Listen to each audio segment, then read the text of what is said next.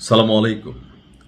দীর্ঘ একটা সময় পরে ৫ই আগস্ট আসলে বঙ্গভবনে কি ঘটেছিল এই সম্পর্কে স্পষ্ট একটা ব্যাখ্যা এসেছে। আর এই ব্যাখ্যাটা এসেছে খুবই অথেন্টিক একজন পার্সন থেকে, যিনি এখন পর্যন্ত রাষ্ট্রপতির পদে দায়িত্ব পালন করছেন, অর্থাৎ মোহাম্মদ শাহাবুদ্দিনের কাছ থেকে। তো ৫ই আগস্টের এই সরকারের আগে, মানে বর্তমান বিএনপি সরকারের আগ পর্যন্ত রাষ্ট্রপতি শাহাবুদ্দিন তিনি আসলে গণমাধ্যমকে সাক্ষাৎকার দেননি, কারণ ভয় পাচ্ছিলেন তাকে মবের শিকার হতে হবে। তো চলুন ৫ই আগস্ট আসলে কি ঘটেছিল। ভিডিওটি একটু লম্বা হবে, বাট মনোযোগ দিয়ে শুনবেন। ২০২৪ সালের ৫ই আগস্ট আওয়ামী লীগ সরকার পতনের আন্দোলনে যে জনবিস্ফোরণের রূপ নিয়েছিল, সেদিন আসলে কেউই আজ করতে পারেনি যে কি ঘটতে চলছে। রাষ্ট্রপতি বলছেন, যখন বিক্ষোভকারীরা গণভবন অভিমুখে, তখন আমাকে জানানো হলো যে কোনো মুহূর্তে প্রধানমন্ত্রী বঙ্গভবনে আসবেন। ঘড়ির কাঁটায় সময় তখন ১২টা।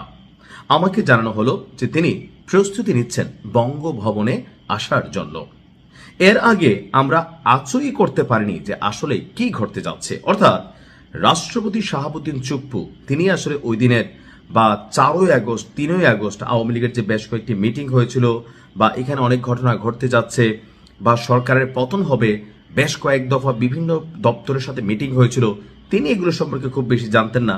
তার বক্তব্য হচ্ছে এটা, তিনি বলছেন যে উনি যখন এখানে আসবেন বলেছেন এবং হেলিকপ্টার রেডি, তখন আমরা ঘটনার ভয়াবহতা সম্পর্কে ধারণা করতে পারি।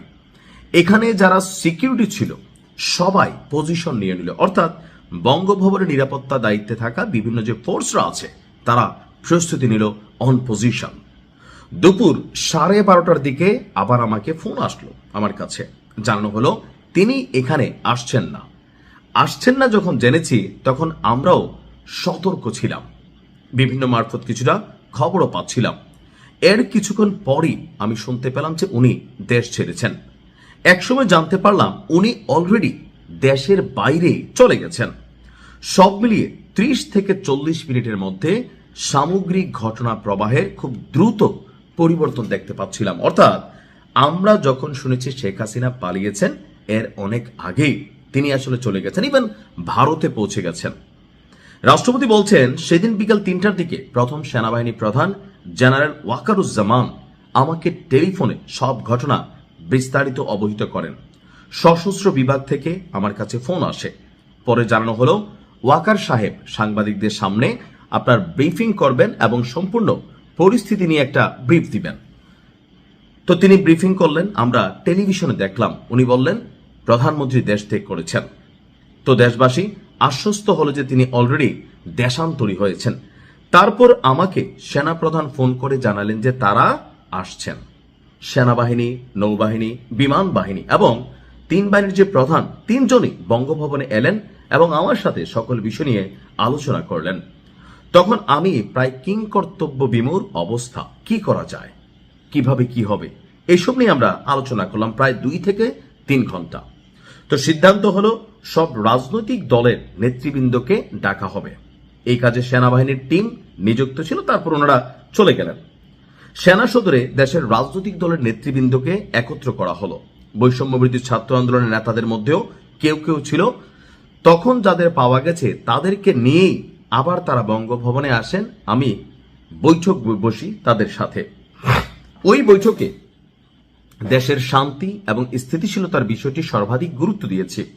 কিভাবে কোন ধরনের সিদ্ধান্ত নিলে মানুষ স্বস্তি পাবে, দীর্ঘ আলোচনা হয়। আমার সভাপতিত্বে সভাটা হয়। সেনাপ্রধান সঞ্চালনা করলেন, পুরো পরিস্থিতির ব্যাখ্যা দিলেন। সেই বৈঠকে বেশ কয়েকটি প্রস্তাব আসে। মূল 3টি প্রস্তাব উত্থাপন করা হয়।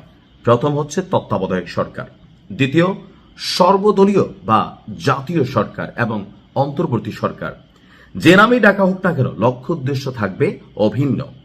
তো তত্ত্বাবধায়ক শুনলে 111-এর মতন শোনাবে। আবার সর্বদলীয় হলে এই সরকার দীর্ঘমেয়াদী হতে পারে, সেজন্য ফাইনালি নানান দিক বিবেচনায় অন্তর্বর্তী সরকারের ইস্যুটা সামনে আসলো। এই সিদ্ধান্ত হলো, আর আমার উপর দায়িত্ব পড়লো জাতির উদ্দেশ্যে ভাষণ দিয়ে জাতিকে আশ্বস্ত করা। তো তারা নিজেদের মধ্যে আলোচনা করে সব ঠিক করলেন, আর তারা নিজেদের মধ্যে আলোচনা করে সব ঠিক করবেন যে সরকারের গঠন প্রণালীটা। এই সিদ্ধান্তটা হওয়ার পর প্রফেসর আসিফ নজরুল সাংবাদিকদের কাছে পরিস্থিতি বিবৃতি তুলে ধরেন। আমাকে ভাষণ দিতে বলা হলো রাত 11টায়, আর অন্তর্বর্তী সরকার গঠনের প্রক্রিয়া তাদের হাতে ছেড়ে দেওয়া হলো। সেনাবাহিনী রাজনৈতিক নেতৃবৃন্দ আলাপ করে একটা কোনো কিছু করবেন, সেনাবাহিনী থাকবে, সহায়তা করবে সরকারকে। এমনকি এই অন্তর্বর্তী সরকার থাকার সময় তাকে প্রেস ব্রিফিং দিতে দেওয়া হতো না। প্রেস সচিব যিনি ছিলেন সাবেক শফিক, তিনি নানান ধরনের প্রভাব বিস্তার করতেন। একে একে নানান বিস্ফোরক মন্তব্য কিন্তু এখন রাষ্ট্রপতি জানাচ্ছেন। কতটুকু সত্য মিথ্যা তিনি ভালো জানেন, তবে 5ই আগস্ট নিয়ে মানুষের মধ্যে যেই নানান চিন্তা ভাবনা ছিল, সেটার একটা সামান্য হয়তো নজির বা বাস্তবতা আপনাদের সামনে তুলে ধরার চেষ্টা ছিল। ভালো থাকুন।